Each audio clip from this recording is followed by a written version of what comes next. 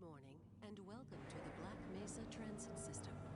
This automated train is provided for the security and convenience of the Black Mesa Research Facility personnel. Hello everyone. The time is We are doing yet another ramble video, this time on Half-Life. 93 degrees with an estimated high of Now, Half-Life is a very, very special game to me, and I know I said that about Doom and Quake, and those games are very special to me as well, but Half-Life is a whole nother kind of feeling. Something very, very particular that I'm going to try my best to put into words on how this game makes me feel, how this game has impacted me for my entire life, and how I still think about it, even to this day. So, to start off with Half-Life, I had heard about the game ever since I was little, but mainly it was about Half-Life 2 and other Source games such as Left 4 Dead and Team Fortress 2. Since I was born in the era of the later Source Engine games, the Garry's Mod, High Points days, I didn't really know too much about Half-Life 1. I've heard little tidbits here and there as I grew up about the first Half-Life, but never saw anything until I was about maybe 13 or 14. And back then, I had thought, like, oh, it looks alright. It looks kind of like, Doom and Quake. But it's a little bit more realistic. At least as realistic as it could be. It wasn't about, like, a super far sci-fi era with demons or weird Lovecraftian nightmare. You were in a real place in the real world, and yeah, there were aliens and all that stuff, but it was much more realistic than the other games that I knew about from the era of the 90s. And I had first played Half-Life when I had gotten an SD, not an SD, a flash drive from a friend in school that just had a bunch of old stuff on it. The totally legally obtained stuff that you'd get on the online.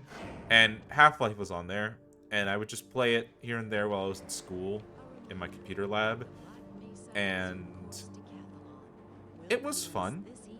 However, back then I didn't really understand it. I didn't really see the major appeal. And I ended up leaving the game thinking that it was very both that it was a little bit too rudimentary for me, and that it was also very long. That I felt like this game was going on forever, and that it could have been shorter. I have very much since then changed my opinion on that, and I think that this game is pretty much as perfect as it could be in terms of pretty much every aspect. From the story, to the gameplay, to the music, the sounds, everything about this game is just incredible. And when I got older and I started playing it more, I eventually just got to the realization that, I wasn't really playing it right, I wasn't really taking my time with it, and I wasn't really appreciating just how important this game is. And now I'm just like, I get it. I get it. I get why everybody loves not just this game, but the entire Half-Life franchise, and why they love Valve, and why they love, all the other games that they have made as well. I think I started really realizing that I loved Half-Life, and started to appreciate Valve in that major sense, was when I first played Portal and Portal 2. I had gotten the orange box for the PlayStation 3, which is probably the worst way to play that, because I didn't have a PC at the time to run Source games, believe it or not. I had a horrible, horrible PC back then. So I had the orange box on the PlayStation 3, and that's how I was able to play Portal. And then I got Portal 2 on the PlayStation 3, and yeah, that's when I was like, okay, I get it. I get this game is just these games mean something. They're so so influential, so important. And it was around that time where I was like, I gotta go back to Half-Life 1. I gotta play it. I gotta really like give it another go. And yeah, I'm so glad I did, because now I love it. I love it as much as Doom. I love it as much as Quake. And it's one of those games that I can just play again and again and again and just never get tired of it and just keep playing it. And it's also one of those games that I just constantly yap about to no end and annoy people with, and very fortunately have been able to get people into the series with. So yeah, I'm very much a fan. I think that's pretty clear by this point. I love this game, and that's essentially the story of how I got into it. Now, when it comes to Half-Life, we're gonna talk about the actual, you know, like, feel of this game. And I'm gonna say this right off the bat: if there was a video game world that you could live in, that you could see yourself living in comfortably, what world would that be? And I've had that question linger in my head for a while now, and for me, it's Black Mesa. I am being perfectly honest. Black Mesa, as like so cramped as this facility is, as what I know what is going to happen to this place in a little bit, I would live here. Because I played this game so much that I know the every ins and outs of it, to where I could see it as a second home for me. What are you doing? Come on, Gordon. But yeah, I would absolutely want to live here. I don't know why. Or at the very least, I'd want to work here. Maybe with the knowledge that I'll be safe and this place won't be invaded by aliens and I'll be murdered. My God, what are you doing? I do remember as well during like college, when I was like really getting into this game, playing Half-Life nearly made me want to go into fields of science as a future, as opposed to art as I had chosen, just because I was like, I want to be like Gordon Freeman. I want to be an actual theoretical physicist, because maybe I'll get to go on a cool adventure. I was thinking that childishly in college, being like, oh yeah, it'll be just like Half-Life. And then I'm just like, oh, well, I've heard horror stories about people going into doctorates and, you know, very high scientific fields. Yeah, definitely not for me. I'll just stick with my Half-Life. But yeah, this game feels so cozy to me. Like, that's the best way I could describe it. It's cozy. Whereas Doom is like the fuzzy nostalgic vibes, and Quake is like the perfect atmosphere in terms of my love for a style and art. This game just feels comfy to play. Like, I feel like I step into a childhood home when I get back into Black Mesa and just get into the swing of things. So yeah,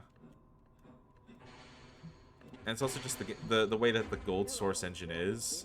I love this Gold Source engine so much, with everything from its weird quirks and the sound effects and everything. It's so unapologetically late 90s and early 2000s. I adore it.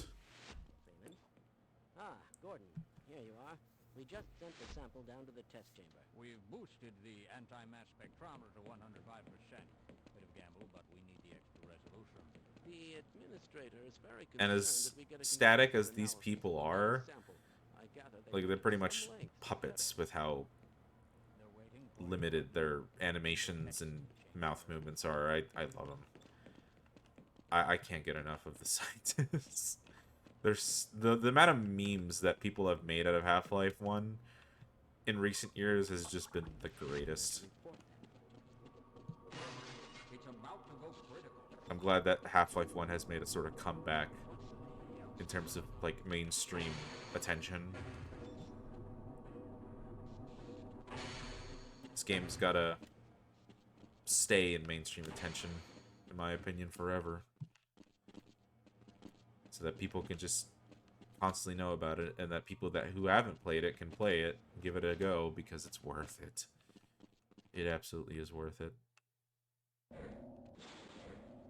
I'm afraid we'll be deviating a bit from standard analysis procedures today, Gordon. Yes, but with good reason. This is a rare opportunity for us. This is the purest sample we've seen yet. And, potentially, the most unstable. Now, if you follow standard insertion procedures, everything will be fine. I don't know how you can say that, although I will admit that the possibility of a resonance cascade scenario is extremely unlikely. Gordon doesn't need to hear all this. He's a highly trained professional. We've assured the administrator that nothing will go wrong. Ah, yes, you're right. Gordon, we have complete confidence in you. Well, go ahead. Let's let him in now. Complete confidence. Oh, yeah.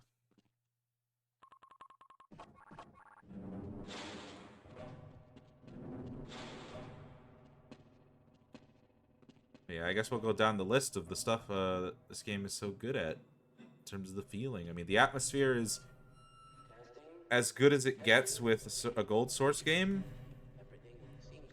There is this constant, even in the very early game that we are in now, there is that constant sense of just calm before the storm. What is to come? And back then, this was like unseen, unheard of, to have a game begin with just you walking and just like interacting with stuff casually, and nothing is like immediately trying to kill you. Before this, games were always like immediately into the action. Everything was trying to kill you. But this game starts out with an actual world building, proper world building. You don't actually get to kill anything until you get your first weapon, and that's not for still a little bit ahead. It lets you walk around, and it lets you see everything. And that's a major thing I love about Half-Life as well. And this went on to the sequel as well, is that the fact that there is no, like, cutscenes or, like, sequences that will stop you from playing. You are pretty much always in control and always able to move around and look around wherever you want. The only time that it stops your ability to move and do all that would be in the G-Man sequences in the beginning and the end of the game. Other than that, you are in full control, and that is the best. Because it allows you to truly be in the shoes of the main character. And it really defines what world building is and environmental storytelling is. This game perfects environmental storytelling. Where it's subtle, but it's helpful enough to people to give them still a good idea of what is going on and what they need to know.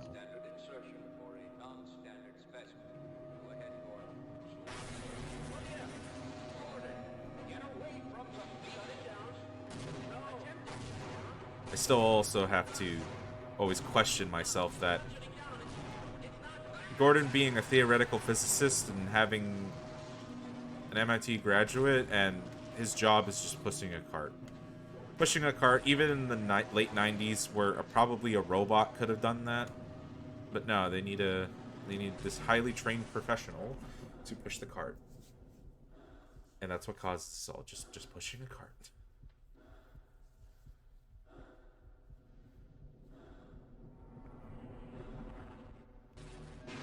The whole Black Mesa sequence of just everything going wrong is the best. I love it.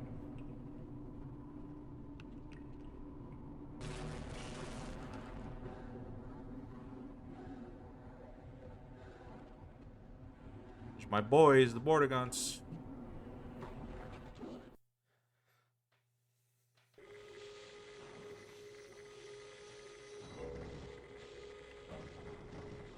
Yeah.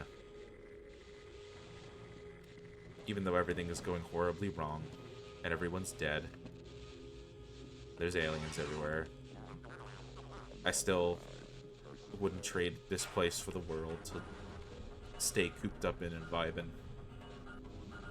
Me and the boys be hanging in Black Mesa. This is our home.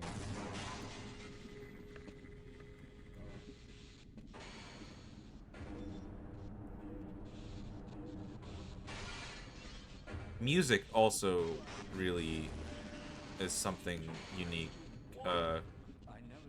The music of Half-Life is very particular.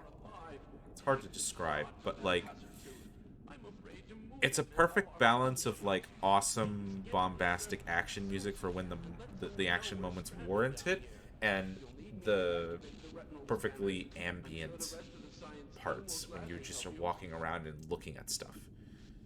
And the music is very particular. It's probably the wrong word to use. Not particular. It's sparingly used. That's a better word to use. Sparingly used. It only pops up in the moments that it needs to. There's not music always happening. But yeah, it's used in the right moments, just like Halo Combat Evolved, and I will talk more about that when we get to the Halo Combat Evolved video, because I think Halo does it even better than Half-Life. But the music is so good. It's you just have to listen to it yourself to see just how good it is. Ow. I didn't mean to do that.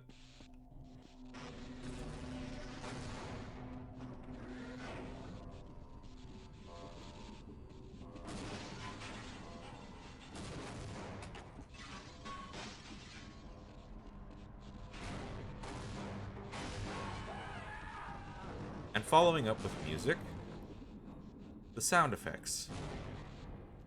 I don't really think there needs to be much said about the sound effects, other than the fact that they are incredibly iconic.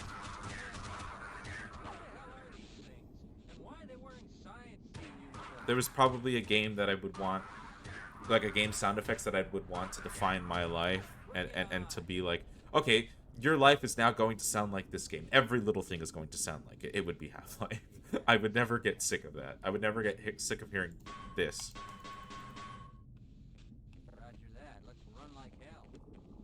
I know most people like to kill this guy to get the pistol at the start, but I'm not going to, because I protect my Barneys. I protect my Barneys until they're too dumb to protect themselves and they get themselves killed, then it's not my problem. Other than that, they're my bros.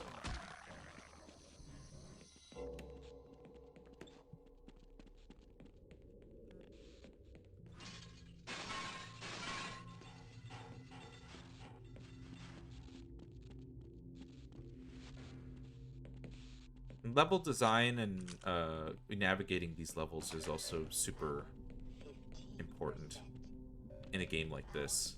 And Valve, they just know how to do it to a T. Like, you don't ever get lost in this game. It's always so easy to know where you need to go, because there's all these little, perfect little visual things that, like, keep you in the flow of getting through Black Mesa. The only time where it's not really the case is in Xen. And that kind of makes sense, because Xen is an alien world, and it's not really supposed to make sense of where you're supposed to go. But with Black Mesa in particular, it's just... it is a testament to what good level design is. And for their very first game, that's impressive. For such a small team that Valve was.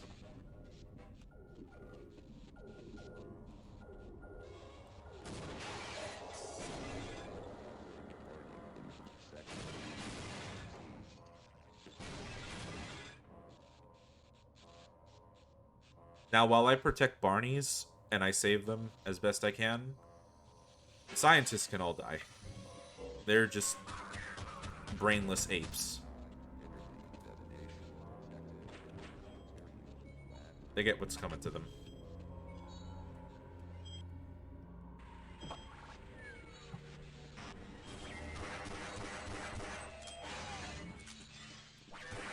Half-Life's one of those games as well where it's kind of hard to talk about it.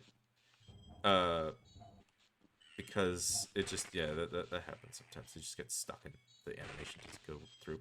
But Half-Life is one of those games where, like, it's hard to talk while playing it because you're so invested in it. So I apologize if I have moments where I'm just not talking and I'm just playing the game because it's just one of those games. I just can't put it down to, like, focus.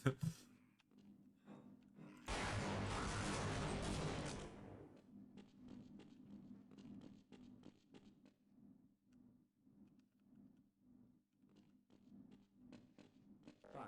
You won't even know I'm here.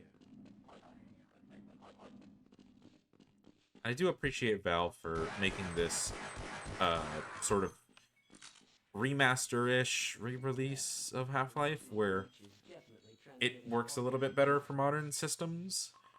They've kind of revamped some stuff and allow you to play like uplink and all that. I appreciate them for like acknowledging that, yeah, they still know that Half-Life 1 rocks and that people want to play it.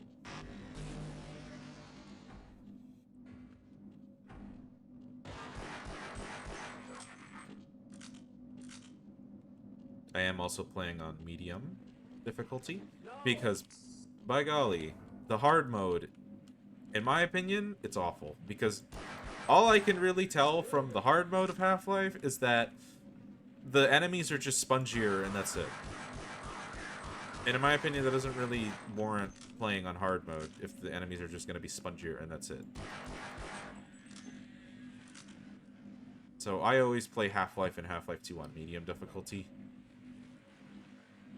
It's a perfect balance of everything, in my opinion. Not too hard, not too easy. It's just right.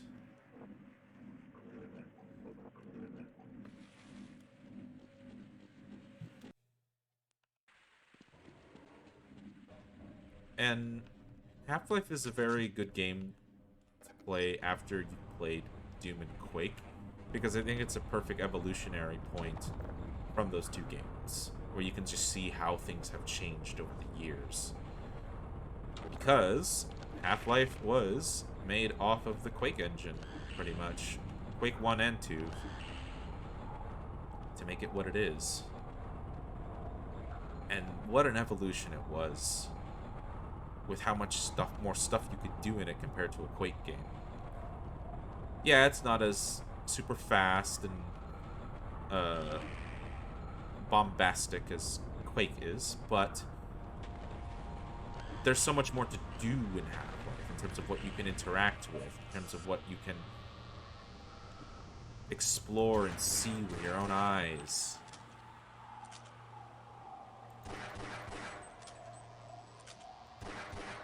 And again, it's one of those kind of games, like when I'm playing Doom or I'm playing Quake, where it's just like, I can't choose whether I like Half-Life more than Quake or Doom while I'm playing Half-Life.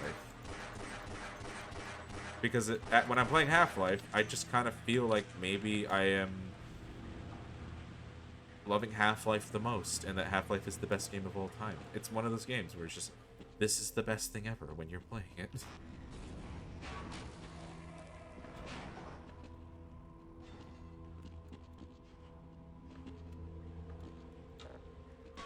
also one of those games where I think I could theoretically speedrun it. Just because I know it so well. I probably would be horrible at speedrunning it. Just like I've tried speedrunning Doom, and I was horrible at it. I'd probably be terrible compared to other speedrunners of this game. But I think with my knowledge of this game, I'd be able to do it. I'd be able to get through it probably without dying like maybe more than like 5 times. Because there are some parts in this game that just always get me. Particularly in, I believe it's Power Up or it's Blast Pit. When you need to turn on that giant fan that blows you up to the vent. And when you press the button, you have to quickly climb up the ladder before the fan cuts you up. That part always gets me every time. And also in Power Up, dealing with the Gargantua, he always just gets me every time, and it's a bit annoying, but it's fine. I make do.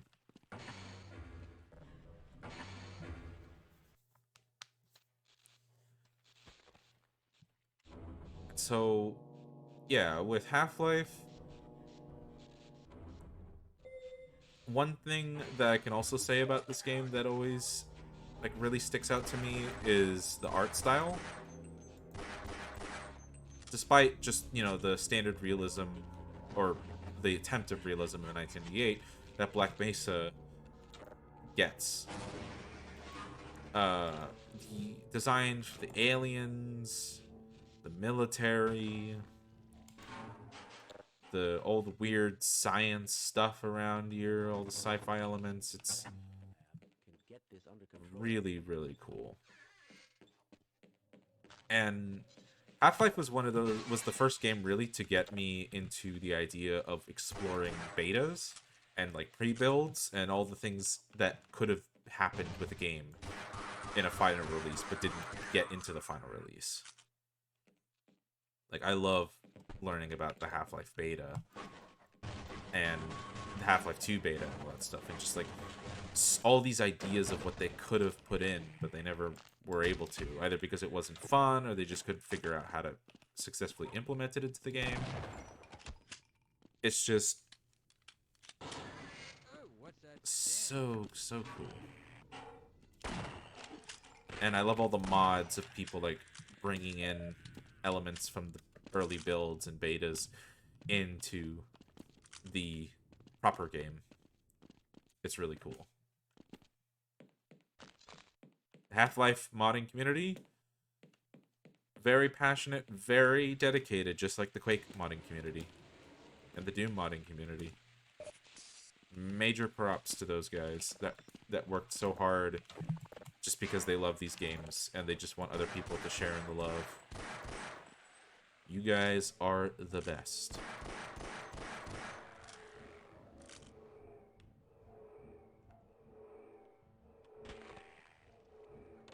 The gibbing always is great too.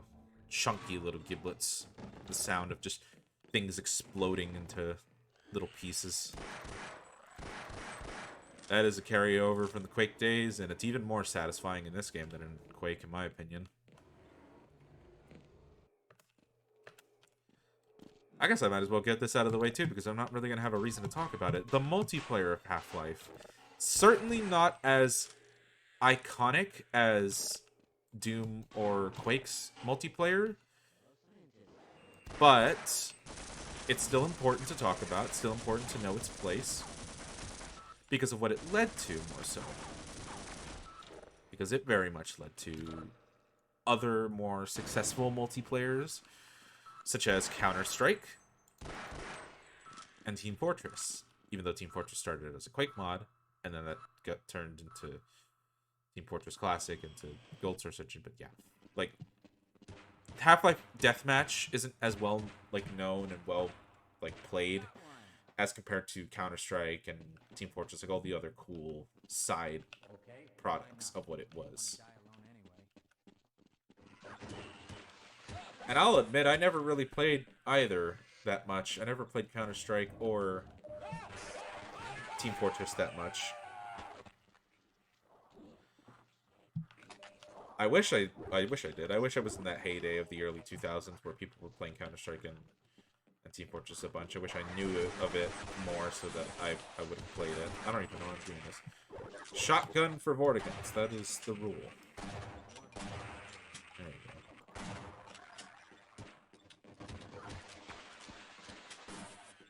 That's my boy Bonnie right there, saving my butt.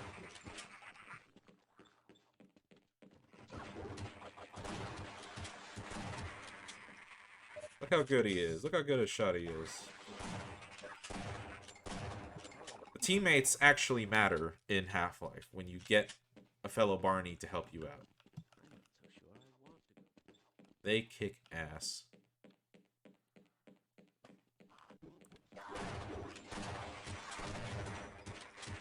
Until they accidentally shoot you. But, you know, I won't put that past you. That was my fault, Barney.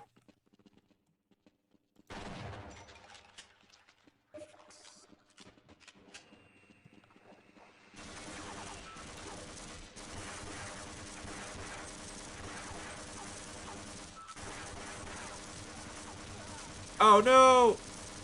Barney! God damn it. I wasn't fast enough.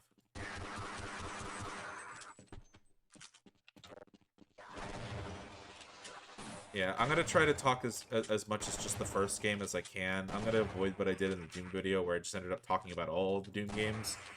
And, because, like, I could spend even longer probably talking about Half-Life 2, but... Yeah, Half-Life 1 is actually my favorite Half-Life in the entire series.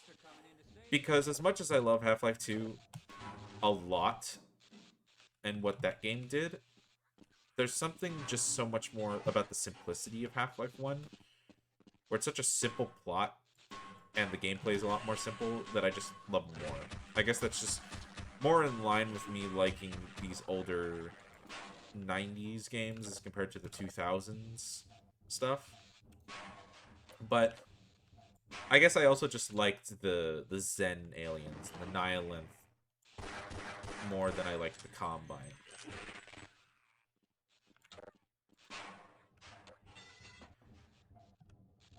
And I guess I like the whole idea of, like, just facilities and, like, all the world just going to absolute chaos because of something that happened. You know, the good old Doom formula of, like, oh, science went wrong, now everything's destroyed. It's a age-old formula, but it works.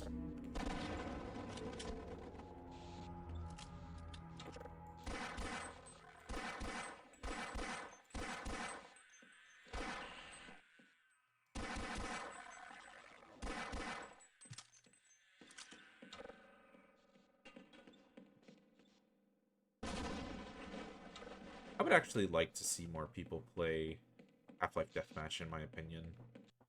I feel like it still holds a place nowadays where people could still play it. There are still a couple people that play it. But I'd certainly like to see more people talk about it, because I feel like it is still very much fun. As Lord knows, I'm not good at Counter-Strike. I'm just kind of more used to just standard deathmatch, so... Yeah, that'd be cool to see more people talk about it and play it.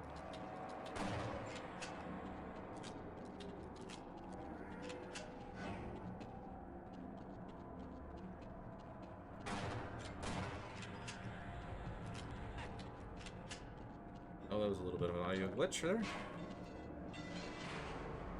Another thing to mention as well, is, in comparing Half-Life 1 and comparing Half-Life 2, I like Half-Life 1's enemies more, not just because of their design, but also because of how they behave.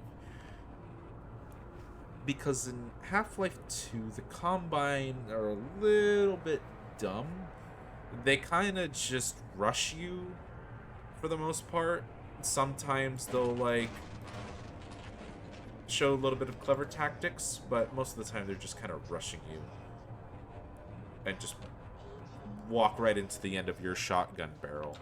But in Half-Life 1, the soldiers, like, actually, like, they flank, they throw grenades, they use their grenade launchers, they give orders, like, they're a lot smarter and a lot more threatening to fight. And way more fun to fight as a result. So I very much love the soldiers in Half-Life 1. Way better than the Combine. I would gladly fight them any day.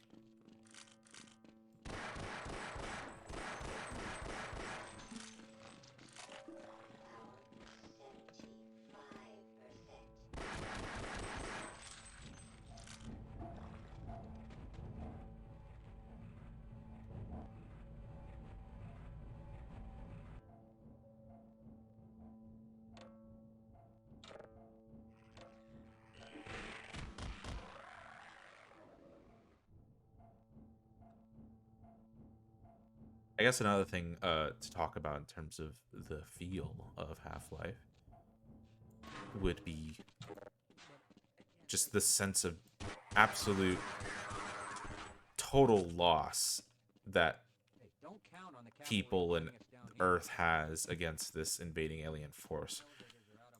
I always think back to a YouTube video that someone made showing, like, the total global scale and just how short of time it took for the portal storms to just completely surround Earth and take over everything. It's terrifying to think of alien invasions like that. Like, Half-Life made me scared of the concept of alien invasions. Not like, you know, how film does it, where it shows it, but they keep it still relatively reserved to showing you, like, very just certain locations. Half-Life doesn't even show you, like, all the... Half-Life doesn't even show you all the other locations of the world being taken over by aliens, but it somehow just makes you know that the entire world is doomed, and that while you're doing this, everyone is just waking up to the apocalypse, essentially.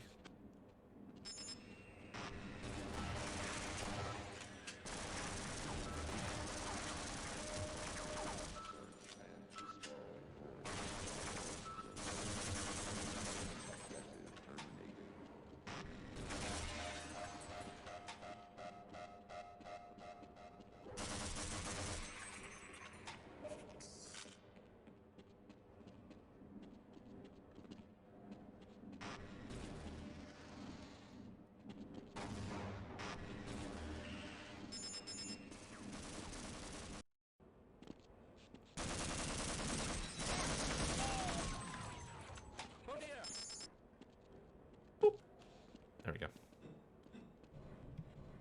Sorry, again, this game is just like, it leaves me in just a state of just, I can't focus because I'm just in the game and I'm playing the game. I swear I'm trying to focus and talk.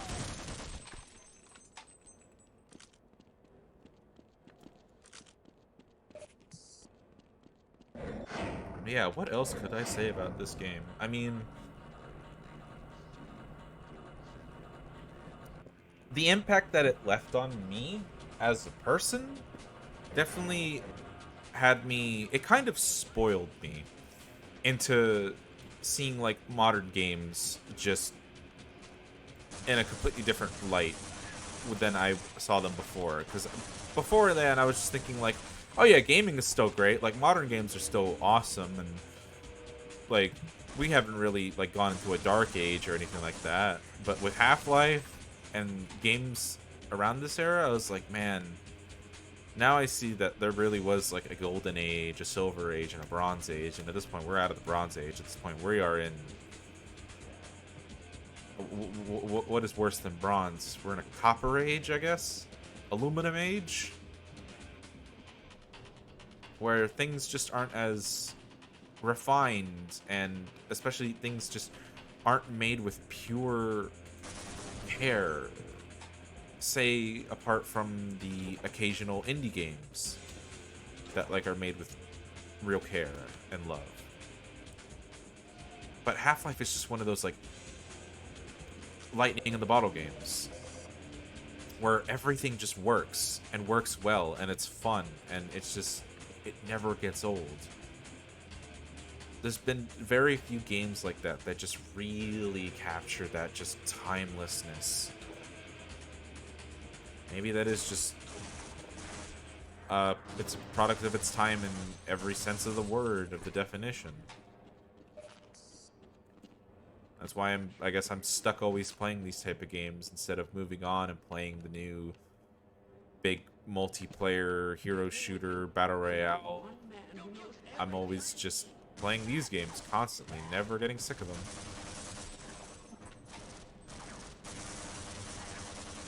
Part of me wishes that I was into, you know, more modern games and could get into that stuff, but, like, I just can't. I just like playing these games. Never get sick of them.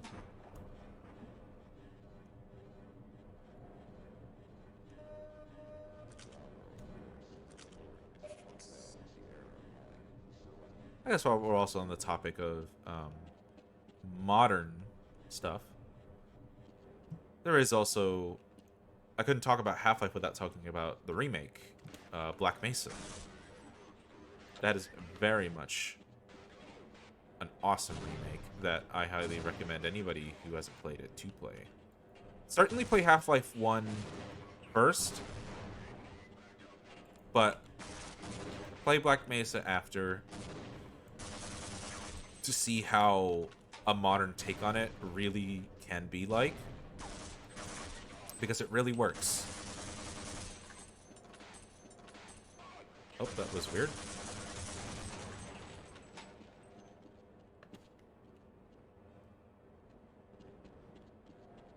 And if anything, play Black Mesa just for Zen. Black Mesa Zen is amazing. I'll probably make a video about Black Mesa, and probably it will just be a good chunk of time of me glazing Zen, because I love how they did it in that remake. I have not too many good things to say about Zen in this Half-Life, the original. I'm not really a fan of the circus jumping puzzle. Anything can easily kill you, but especially fall damage will, kind of thing. Modern Zen fixed it up a hell of a lot more.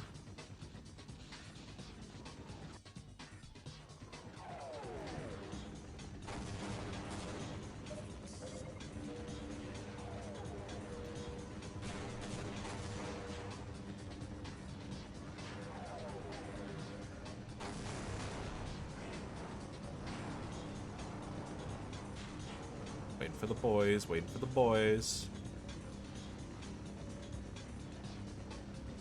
Always have to be patient waiting for your boys here.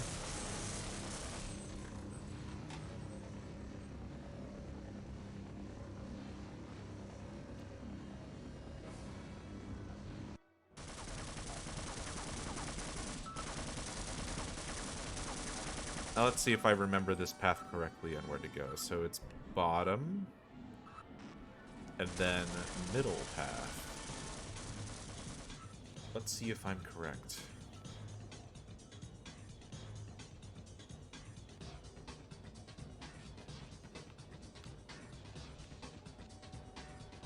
Yes, I am. I always remember that blood splatter is the correct path.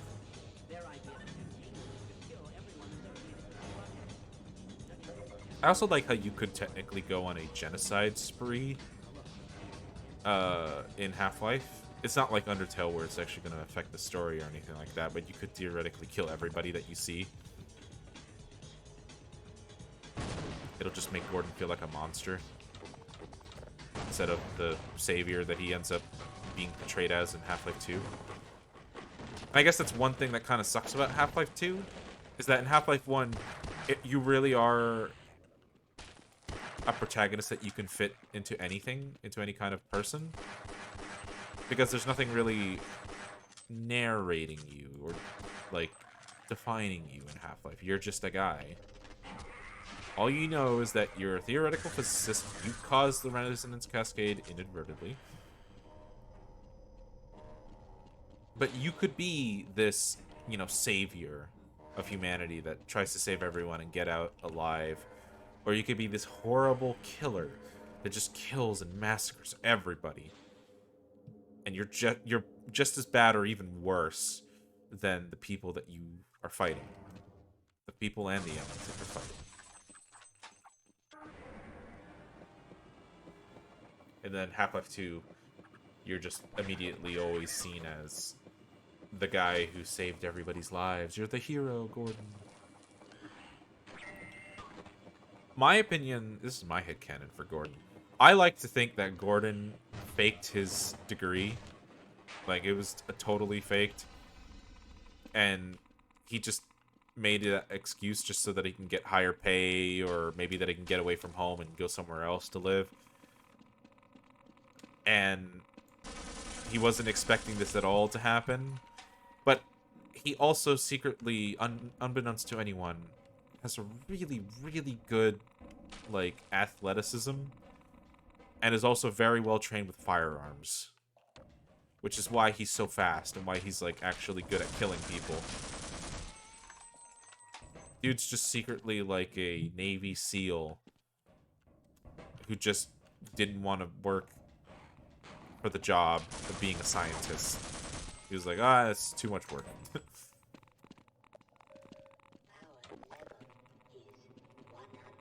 And then inadvertently he became the hero of humanity.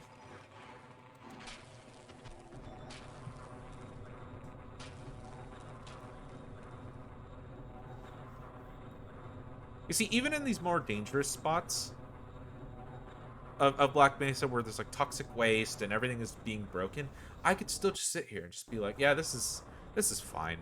This is chill. I'm weird, I guess.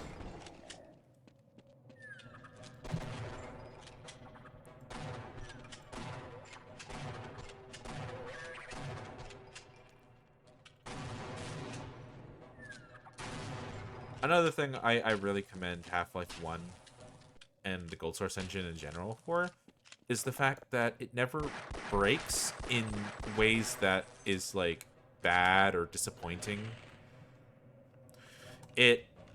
When it has the quirks, as I call it, the bugs or the glitches or whatever, it's always just funny and entertaining. It's never like infuriating, at least to me.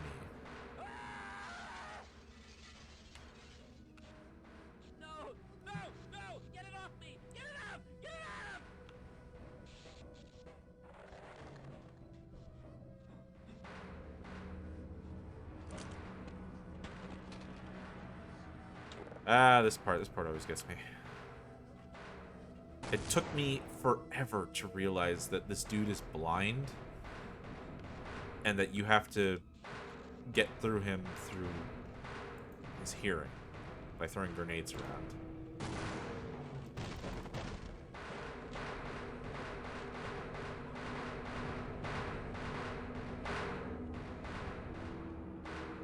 Because I wasn't paying attention to Barney when he was like, this thing hears us. That should have been my cue, but I wasn't paying attention. So I paid the price for it. But now I know.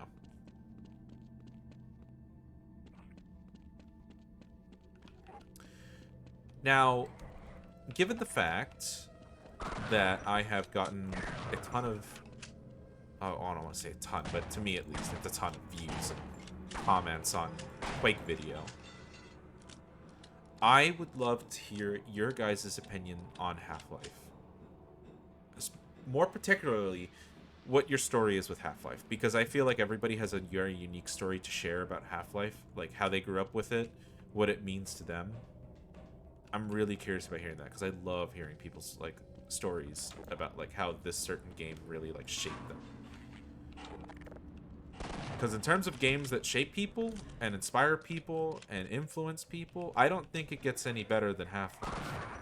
You could make an argument for the Halo days, and the Halo days were a powerful one, but man, Half-Life was just it for me. It doesn't get more, like, feel good, like, always. Yep, that's the part I'm talking about. The fan, it always gets me every time. I'm terrible at the timing with it. Oh boy, I'm gonna be stuck doing this while I'm talking. But yeah, please leave a comment if you can about your story with Half-Life. Or, if you haven't played Half-Life, admit it. Let us know. Let the class know that you haven't played Half-Life at all.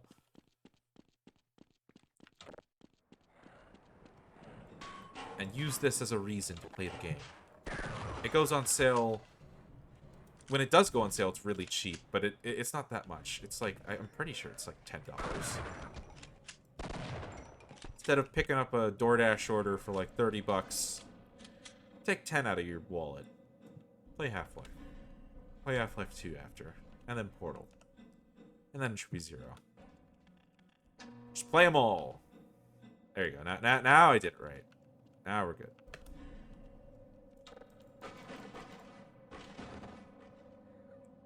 Yeah, just play every Valve game. It's the one company where I'll be like, yeah, give them all your money. because they actually make good products and they're actually a good company, and they're not trying to, you know, scam you with poor quality, half-baked software. They actually care.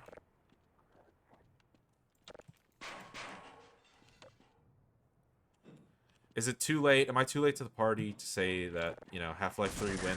Half-Life 3 maybe soon? I feel like it's never late to talk about that. Half-Life 3 win, Valve. Very soon, I hope. Launch title for the Steam machine, maybe? Maybe not make it VR this time. Maybe make it a, you know, just regular PC game. Maybe. I mean, I like Half-Life Alyx. I thankfully have a VR headset. I'm fortunate to have one so I can be able to play it. So, I like Half-Life Alyx. But I would like their next game to be a proper PC game.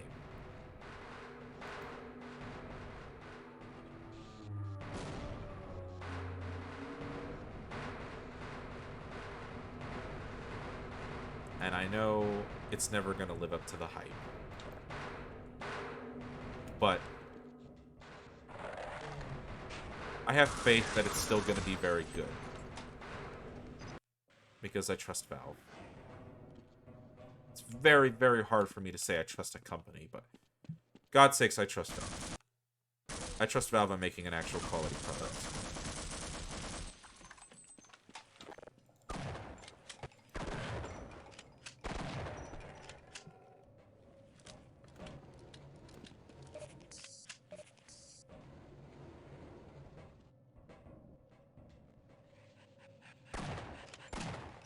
I never get caught by you. It's a rarity.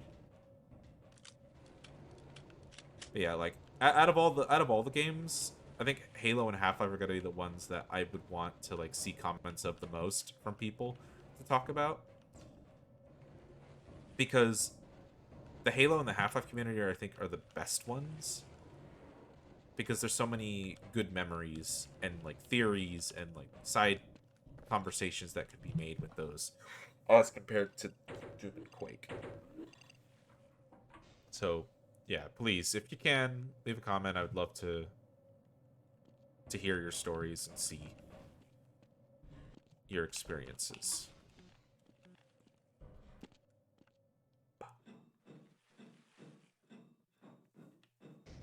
I know I'm missing something. I know I'm missing something to talk about. I mean, should I just give a general summarization of the game? I mean, every part of it is pretty perfect, except for Xen. Interloper gives me gonorrhea. But even the little slow bits. Oh, actually, I should talk about this because I know someone's going to say it in the comments. If they do, someone's going to say it in the comments if they're talking about like levels, specific moments of the game.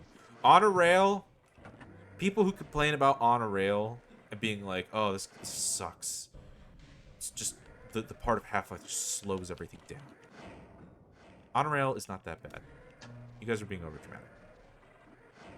In fact, on a rail is one of my favorite chapters. In terms of the story implications of what it leads to, in terms of like launching the rocket and stuff like that. And I think it's like the point in the game where the military really is like starting to see Freeman's like wrath and just how effective he is at smoking these guards, of smoking these HECU guys. That's like one of the points in my game that's my favorite.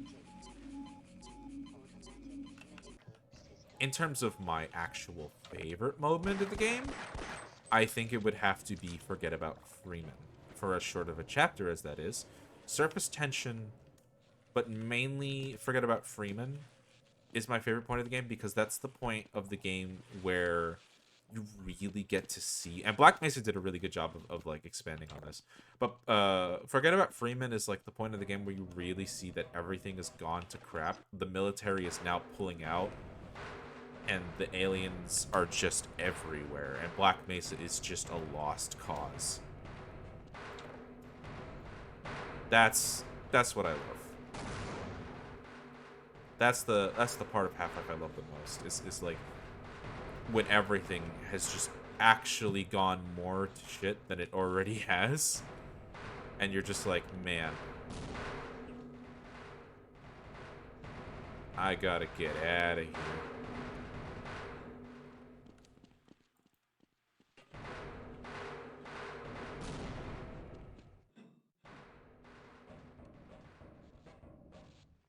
Oh, for God's sakes. Every time.